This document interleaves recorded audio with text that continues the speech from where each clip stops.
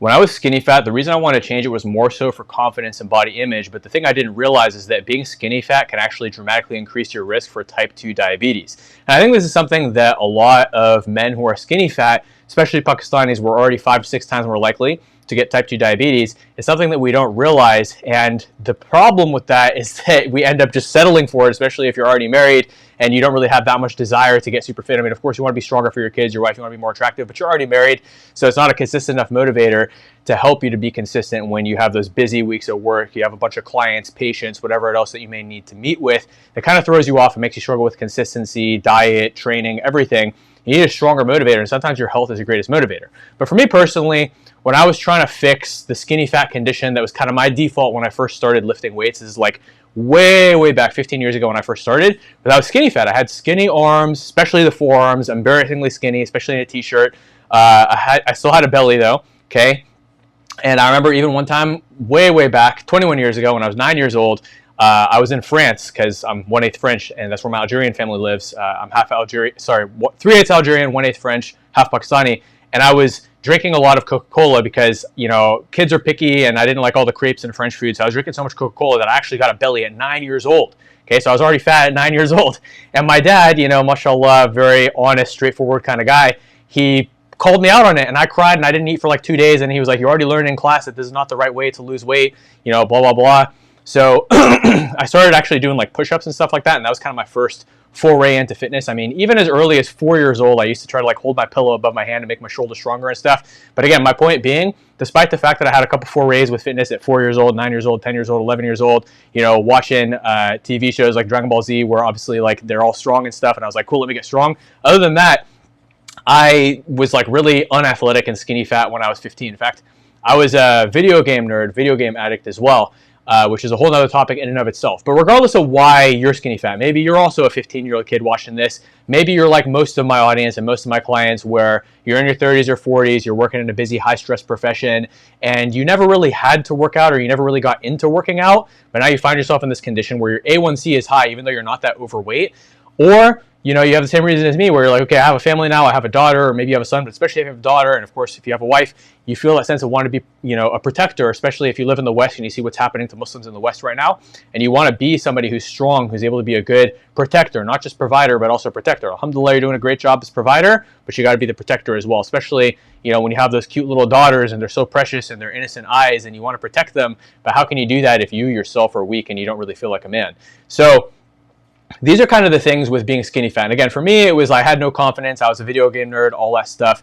And later in my like mid to late 20s, when I got obese, you know, all that other stuff. And I have some stories about when I was single getting obese, just from being busy with business, and, you know, being married, getting obese because you're eating out more, and, you know, all that other stuff, where I was actually obese, like fat, 230 pounds, right? Which at my height, 6 foot, if you cut down the hair, maybe 5'11", then, you know, that's considered obese. Like 215 at 5'11 is obese, right? So I was definitely well above obese, right? So I had to lose it. And alhamdulillah, right now, as of today, I'm 197. Okay, alhamdulillah. So in my 30s, still maintaining nicely, mashallah, even with kid and everything else. But the point being, 197 and alhamdulillah, muscular. So we've solved skinny fat, alhamdulillah, but it took, you know, a couple of years. And so the way to solve being skinny fat is going to depend on the person. No matter what, whether your goal is fat loss, muscle growth, or both, you always need to be lifting weights. Non-negotiable, okay? Because even if you're trying to lose fat, your metabolism is not going to be as efficient as it could be unless you are lifting weights. Literally, no exceptions, okay? So I don't care if you like to do F45 and Orange Theory and you're like, I'm strength training. It's not real strength training. You need to do real strength training, not necessarily like sets of 4 to 6, but you need to work with some lower rep ranges like 8 to 12. But you also need to build up to that if you have never worked out before. So like, let's say you've never worked out before and you're 40 years old, you're not starting with sets of 8 with maximal weights. You're going to spend 2 months, first month fixing your form, probably working in the 10 to 15 rep range, okay? That's usually what we do with clients. And, you know, usually easy movements, lighter weights, because it doesn't take much in the beginning. You're going to get those newbie gains, right? And of course, you need to have a proper diet. You're getting enough protein. We talk about that in other videos. And of course, you know, the balance with your carbs and your fats without making it overly complex. Again, we have a million videos. Well, you know, not actually a million, but you get the colloquial phrase. We have dozens of videos on that, literally dozens, okay, on nutrition. And we will continue to put them out because that's one of my favorite subjects. But if you're not lifting weights, if you see my fat loss triangle video, which I'll link at the end of this, In Shaa Allah, again, you're not going to get the result, because if you're just doing cardio, you're just doing F45, you're just doing Orange Theory, you're just doing CrossFit, but you're not doing any proper muscle building training, then you're not going to have an optimal metabolism. Whether you're obese, 270 pounds trying to lose weight, whether you're skinny fat, 180 pounds trying to fix your type 2 diabetes, doesn't matter. You need to be lifting weights no matter what. And lifting weights improves your insulin sensitivity. So it already gives you an ROI as far as like fixing your type 2 diabetes, In Shaa Allah. Muscle mass is an extremely metabolically active tissue, so it helps you to burn a lot more calories and get lean way more easily. And it looks good too. And as a man, you got to be strong, okay? And mu'min al-qawi is more beloved to Allah than al-mu'min al-da'if. So how are you going to be a weak Muslim physically, mentally, spiritually? And I know maybe you're strong in your religion. Maybe you're praying tahajjud every day, mashallah, praying all your salat in the masjid, which might be why Allah is blessing you with this information right now. Or maybe those areas need to be improved too, because if you're weak in your body, maybe it's affecting other areas. But qawi, in that hadith, the strong believer is more beloved to Allah than the weak believer. Qawi, I've talked to sheikhs, I've talked to muftis. This is not just me as a layman making this, false claim. No, it's a real claim, which is qawi is a broad word for strength. It applies to all ways. And think about it. Of course, the Muslim who is able to do more in the Battle of Badr and the Battle of Uhud and everything else, contextually speaking, would be more beloved to Allah. If you're strong and you can help your parents move their couches and whatever else it may be and protect your kids, well, guess what?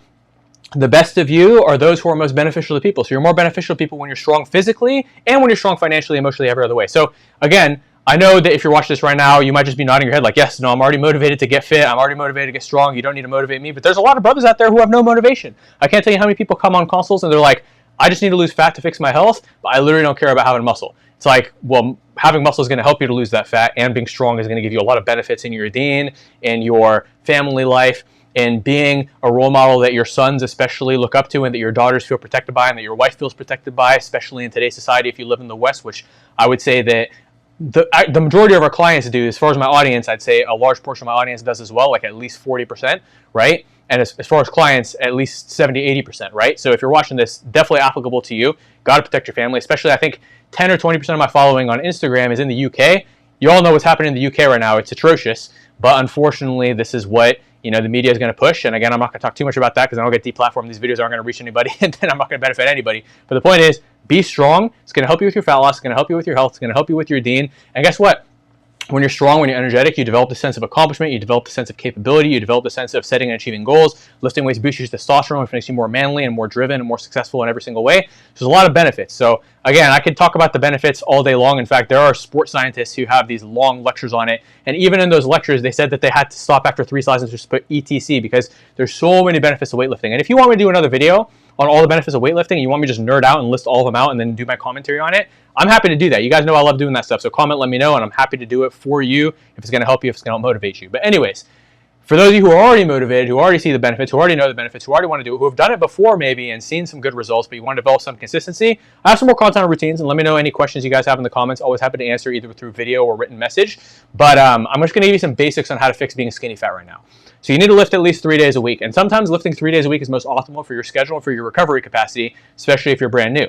For me, I get better results when I lift 4 days a week, but 3 is very good for maintenance because sometimes you're in a season where you're really scaling your business, you're really busy with work, busy season, whatever it may be, you have some family goals, or even during the summer, you're trying to spend more family time, whatever it may be. So maybe you can't make it to the gym 4 times a week. I totally understand that. If you can make it to the gym even more than 4 times a week, great, but sometimes it's not necessarily optimal to where maybe you do 4 lifting days and then any other extra days you're doing in the gym, they're more so mobility days or cardio days or core days, but not a lifting day because lifting does require your body to recover. And if you do it too much, instead of getting the energy boosting benefits, you might get some energy suppressing consequences because you've overdone it, okay? So 4 is a good limit, 3 is a good minimum. That's why I always say 3 to 4, and that's why I almost said 80%, but I'd say 90% of our clients are doing between 3 to 4. It's a very rare exception. I could probably count on one hand the amount of clients out of working with hundreds of clients that we have allowed to do less than 3. I think only maybe 1 or 2 people. And as far as 5 or 6, we've had probably at least 10 clients, so maybe I need 2 or 3 hands to count them. But the point being, the vast majority, I would even say maybe as high as 95% or higher percent of clients, only 3 to 4. It's the most optimal for your schedule. It's the most optimal for your results. It's the most optimal for your recovery, for your energy levels, for your fat loss, for everything else we're trying to gain. But walking, though, I recommend walking every day. As I've talked about in every other video, walking is so good for your stress levels, for everything else. So I'll tell you this. if you were I'll tell you what I would recommend for the average skinny fat guy who comes to me, what you should do, and then I'll tell you what I would recommend for myself, and I'll tell you what I did, or I'll do some combination of that in the way that's most impactful and beneficial and valuable to you, so you have some action items to take away from this video that you can implement inside of your life to start getting some results, inshallah. So the first thing that I would recommend, if you're coming to me and you're 180 pounds, but you have a belly and you have, you know, high A1C and you have type 2 diabetes, and you're like, how am I not obese yet I still have this problem? I'm skinny fat, okay? A lot of the same things I'd recommend for somebody who's fat, right? Although somebody who's like built fat, maybe they don't need to lift as much. Those are sometimes the people who only need to lift 2-3 days a week to maintain, but even then I still recommend at least 3, because you're gonna, and I'll tell you one more benefit of lifting that's gonna help you with this. So I mentioned it improves your insulin sensitivity. It also improves your nutrient partitioning, because the process of building muscle consumes calories. So more of the calories you eat, even if you didn't make a dietary change, but especially if you make a good dietary change, more of the calories you eat are gonna go towards muscle, which means less goes towards fat. So even if you ate the exact same number of calories, and you even ate more to compensate for the amount of calories that you burned during your weightlifting session, to where you ended up being at exact energetic equilibrium, even if you stayed at the exact same weight, you would still gain muscle and lose fat at the same time, especially if you're a beginner, because you'd be eating at maintenance and your body composition would improve. Now you combine that with a calorie deficit, which is what's required to lose weight, and now, especially if you're a beginner, you're gonna gain some muscle, a significant amount of muscle, while losing fat. Sometimes we have people who maybe the scale only shows 10-15 pounds, but they've lost at least 20-30 pounds of fat while building 10-15 pounds of muscle, because of the fact that this effect is just really powerful, right? Especially if you gain muscle easily, but even if you don't gain muscle that easily, you'll still gain some muscle throughout this process. And usually for the person of average height, if you lose 20 pounds of body fat, you're usually gonna lose about 3 belt sizes, okay? 3 inches from your waist. This is the average that I see in 90 days, is 3 inches from the waist. Again, some people are exceptional. They lose 5-6 inches from the waist in 3 months, which is awesome. And some people, maybe they lose a little less weight, like 10-15 pounds, but they still lose 2-3 inches from the waist, and they build a significant amount of muscle, right? So again, lifting weights at least 3 days a week is part of the formula for how we do that. And lifting weights doesn't mean you have to go to the gym and work out like a bodybuilder and scream and flex in the mirror for 2-3 hours. No, it doesn't mean that. Again, for the first 1 to 2 months, we're using light weights, we're focusing on technique, and even in month 3, when we start to go a little heavier, if you're a beginner, right? Obviously, if you're advanced, you can start with heavy right away, but you know, if you have, it's been a while since you've lifted, you need to build back up to it for at least a month. If you've never lifted, you need to build up to it for a month or 2, right? So even in month 3, when you're lifting heavy, these are, you know, usually 30 to 45 minute sessions. We can get it down to as little as 20 in some cases, right? And in really rare cases, even as little as 10 with some bodyweight training, 10 minutes. But again, eventually you start to expand upon that. For various reasons I've talked about in other videos. And some people will do 45 to 60 minutes, and in very rare cases will do 60 to 90 minutes. But anything beyond 90 minutes, unless you're a 15-year-old kid with all the raging hormones in the world, which is, you know, not any of our clients, because, you know, 15-year-olds can't afford our program, right? So we've had a couple people whose parents have signed them up. But the point is, I could count on one hand how many clients we've worked with under the age of 18, versus it would take me hundreds of dozens of hands to count how many clients we've worked with in the age of 30 and 40 range, 30s and 40s, because that's our main demographic. But the point is, even if you're like a 15-year-old kid trying to bulk up for football, it doesn't make sense to overtrain like that. Like even when I was, you know, 15 and I started lifting, alhamdulillah, I was in this weight training class that was 45 to 60 minutes of working out that I was typically doing. So alhamdulillah, I didn't overtrain, because when I was in college, there was a point where I had so much time on my hands, and I used to love lifting so much. I still love lifting, just not as much as I did then, because I have other priorities. But I would lift for like 2-3 hours a day in college, like 4 to 5 days a week. And subhanallah, you know, especially when I was 19, because 19 is the peak of your growth hormone levels, I could actually recover from it. I was eating 5,000 calories a day. I was going crazy in the dining halls, and somehow my digestion can handle that. I mean, today, even eating half that much, if I'm not careful, I could get bloated. So I need to be careful what I eat. I have a more sensitive stomach than average. But the point is, again, so lift 3 to 4 days a week, 30 to 45 minutes on average. 45 to 60 is a good upper limit if you have the time. No need to do more than 60 to 90. And even if you're doing, you know, let's say 45 on average, you're spending 15 minutes warming up and 30 minutes actually lifting. It doesn't take much. It's a very high ROI activity. You know, working out is like having a rental property, okay? Like building muscles like having a rental property. You put some upfront effort to build it up and increase the value of that rental property. You need to put some effort into maintaining it every single month, every single week, right? But other than that, it pays you money while you're sleeping, while you're chilling, while you're doing other stuff, while you're doing other work, while you're hanging out with your family, while you're chilling, leisureling, while you're at the masjid praying. It's paying you all the time. Why? Because muscle mass burns calories at rest, just like our rental property pays you at rest. As long as you maintain it, as long as you maintain the muscle, you're good to go. Versus cardio is like clocking into a job getting paid for the hour. And of course, if you want to make as much money as possible, you'll have something you get paid hourly for at whatever rate makes sense for you. I mean, there's some people who charge, you know, thousands of dollars per hour. You know, I've had companies that would pay me $3,000 a month just to meet with their team once a week for an hour. So I was making, you know, $750 an hour in some of these gigs. I have some clients, You know, I mean, when I was first starting off as a trainer, I was making like 70 to 120 per hour, and then I upped it to 150. And then, you know, now usually people are paying me at least 300 to 500 per hour if they're on an hourly, but we usually do a package. I mean, if you equal it out, but the point being, you know, whatever rate makes sense for you. Now, you know, you might be starting, you might be making, you know, 30. You know, 30 is a good range. That's what actually, that's how much I was getting paid by the gym, even though the clients were paying 70 at my first job back in like 2016.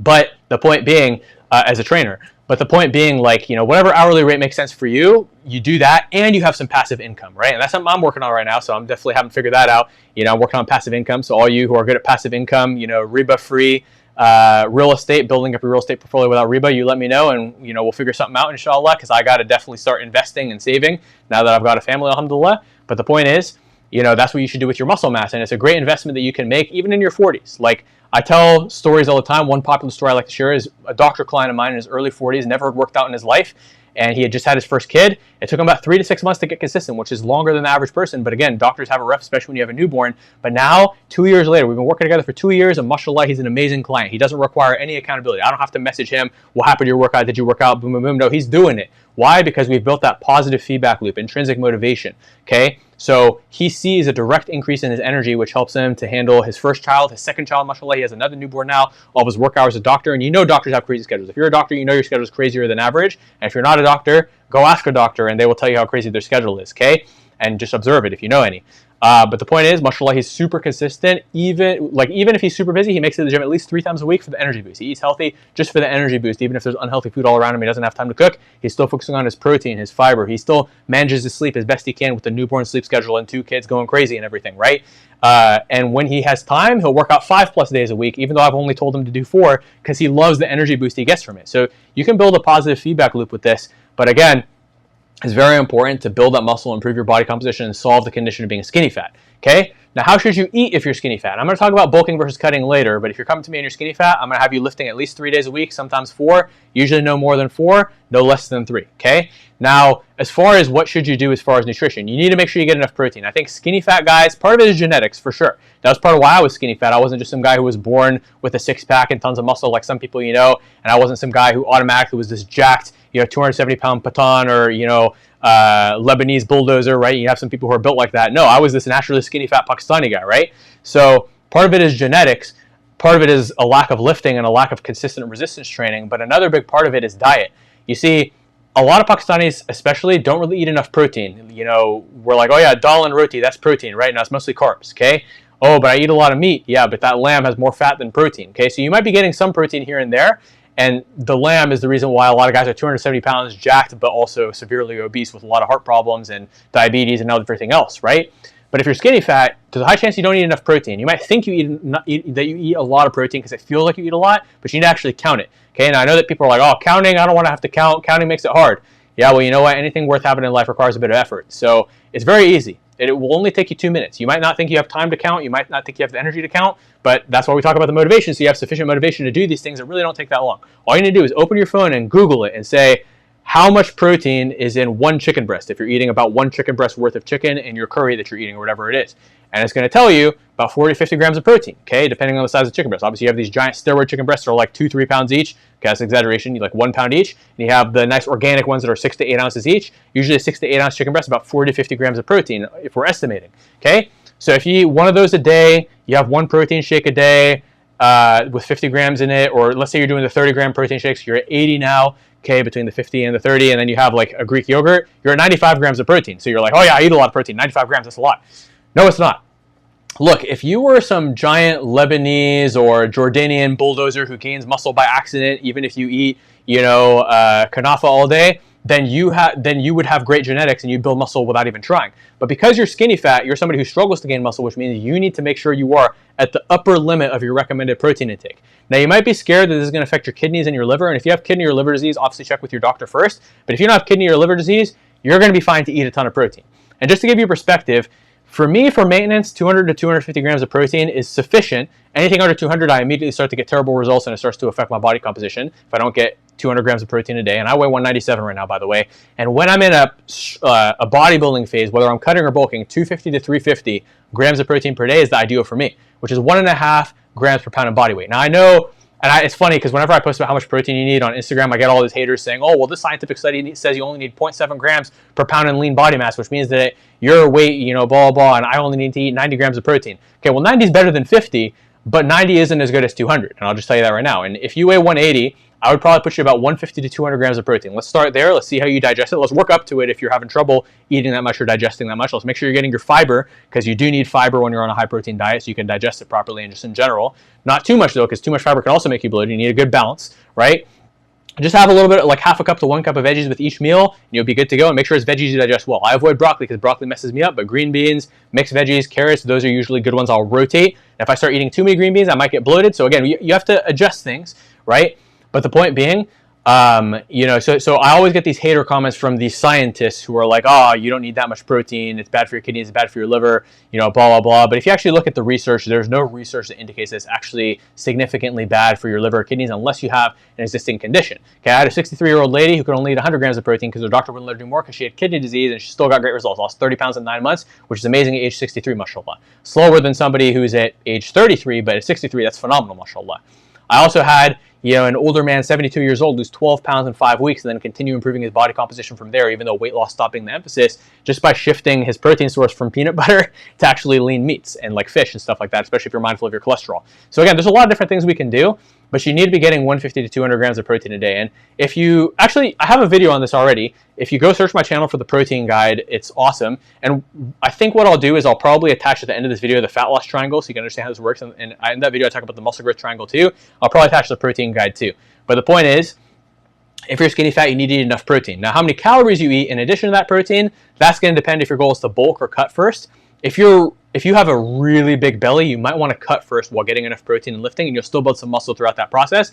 Then focus on lean, not bulking, but lean bulking later. Never dirty bulk. No matter who you are, never ever dirty bulk. Dirty bulking is the stupidest thing you could do, because then you gain all this fat that you have to focus on losing later. You mess up your health. You disobey the sunnah of portion control. You're eating unhealthy foods that mess up your energy and make you gassy. Never dirty bulk. Worst mistake you can make. And just the gaining fat itself, messing up your gut health, those things are not worth it, okay? Always clean bulk, okay? Preserve your hard work. And then obviously, if you're somebody who's skinny fat, but you're under 15% body fat already, then you could bulk first. But once you get above 15% body fat, it's typically best practice to cut after that. And it doesn't mean that you have to be under 15% body fat to start a mini lean bulk. It just means it's usually better in most cases, but there are some nuances. And again, I'll attach a link for like coaching. If you're somebody who is interested in signing up for coaching and you want to see why we're the best at what we do, alhamdulillah, by Allah's permission, we have, I'll attach a link, inshallah, in the description of this video. But anyways, so lift weights 3 to 4 days a week, eat enough protein, okay? And then on top of that, the calories will depend on if you're bulking or cutting first, and I just laid out the parameters for which one you should do first. And then the third step is you need to be active, okay? So if you work at a computer, which I'd say most skinny fat guys are programmers, IT, engineers, but there's a lot of skinny fat doctors too, and there's a lot of obese fat doctors too, okay? A lot of business owners, although a lot of business owners are obese fat too, because you have so much stress, you end up binge eating at night and you become very heavy, you know, 270 pounds or at least 230, right? But there are a lot of business owners and consultants and people like that too, business people who are, you know, 180, 190 and skinny fat, right? Or you might even be like a big 6'3" guy who's 230 and you're skinny fat, right? Again, it just depends on your height, what weight is going to be skinny fat for you. But the point is you're under muscled, and that's why your metabolism is slow, which is why you struggle to lose fat. And then if you do fat loss without eating enough protein and without, you know, lifting enough, then you're going to lose just as much muscle as fat, which is going to make your body composition even worse and make you gain it all back very easily. Versus if you build muscle throughout the process, it does the opposite of that. You maintain your results better, you get the results easier, it's just a no-brainer, and you look better. Okay, even if you didn't care about your aesthetics, your cosmetics, you're okay with looking not good, then do it for the metabolic benefits, do it for the sake of the sunnah and being more beloved to Allah, which is a much more powerful motivator than how you look. But most of us don't mind looking good, and again, if you're single, no excuses, look good. It's not the main thing women look at, but it's definitely relevant, okay? If you're having intimacy issues with the wife, lifting will improve your testosterone levels, eating more protein, eating a healthier diet will also improve your testosterone levels, which will fix your arousal issues, and it'll inspire her to get fitter too if that's part of the arousal issue. And if she's having issues with desire for you, the fact that you're stepping up as a man will actually have a larger impact on increasing the attraction in your marriage. But of course, looking good definitely doesn't hurt, okay? And being more physically high test also doesn't hurt. Okay, but the behavior aspect and being more of a leader, being a more confident, strong protector, leader, provider, successful businessman, successful professional, having that energy of masculinity and the behavior of masculinity naturally as a result of that, inner energetic and mental state those things are definitely going to improve the interaction. They're going to improve the dynamics with your kids too. They're going to respect you more, look up to you more, and listen to you more, inshallah.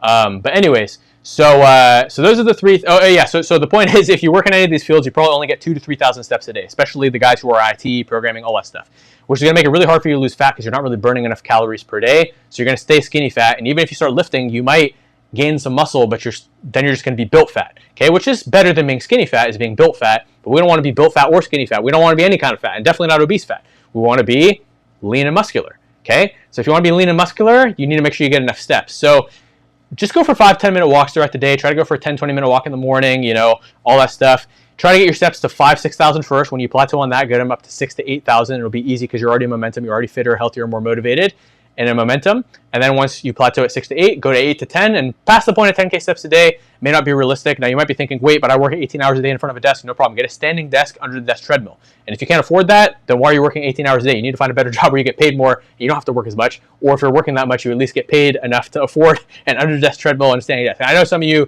mashallah, you're putting 4 or 5 kids through private school and have a nice big house for your family, so your expenses are high, but you got to invest in yourself, and it's only going to help you to make more money and to be more successful by Allah's permission. But anyways, this video is already fairly long, so I hope that those 3 tips and all my motivational tangents between it were valuable and helpful for you. If there's anything else you'd like me to discuss, let me know in the comments. If you are ready to commit to coaching, but you just want to verify that our program is the best program, has the best testimonials, the best results, the best systems, the best processes, the best coaches, the best science behind it, the best everything, okay? But you are ready to move forward with something. You just need to make sure that what you're moving forward with is the best. The link for coaching is below. And then from there, fat loss triangle video is here. Protein guide video is here. I'll see you in the next video, inshallah. Assalamu alaikum.